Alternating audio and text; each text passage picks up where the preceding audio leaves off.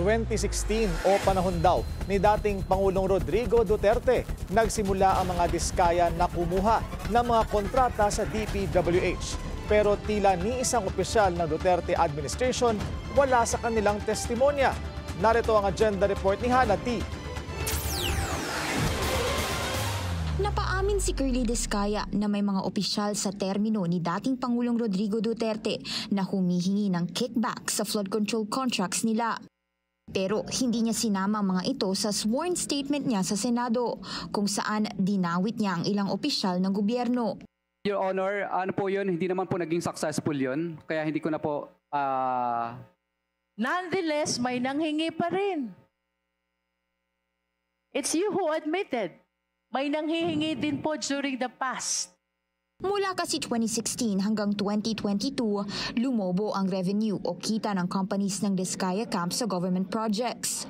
Una nang lumabas sa isang PCIJ report na sa termino ni Duterte, top 1 ang St. Gerard sa pagiging kontratista nito, ang firm na pagmamay-ari ng Diskaya couple na tinaguriang King and Queen of Flood Control Projects.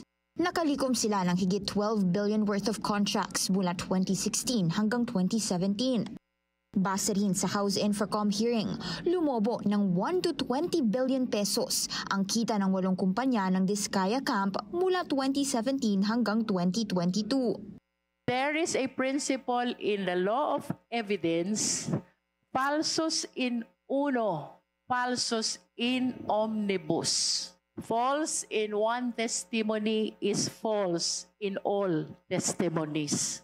Bakit parang nagkaroon ka ng selective amnesia, Mr. Diskaya?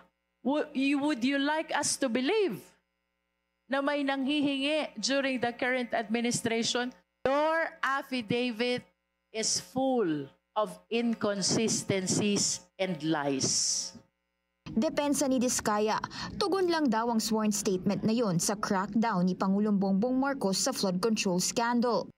Sa 12 billion report ng PCIJ, hindi raw ito ang nakadeclare sa financial statements nila dahil sinama roon ang halaga ng terminated projects. Kalaunan, napaamin si Diskaya na may isang deceased district engineer na nagngangalang Art Pascual ang pinablacklist daw ang kanilang kumpanya. Dito na siya ginisa ng komite. Hindi ho namin tatanggapin yung mga ganyan po. Nagtatanong ng pangalan ng patay. Hindi nyo na rinespeto yung tao. Sa ngayon, hindi pa state witnesses ang Diskaya couple sa kabila ng interes nila rito. Ilan sa requirements nito, kailangan masuportahan ang kwento o testimony nila. Walang ibang direct evidence para sa prosekusyon at dapat hindi sila ang most guilty. Para sa agenda, Hannah T, Bilyonaryo News Channel.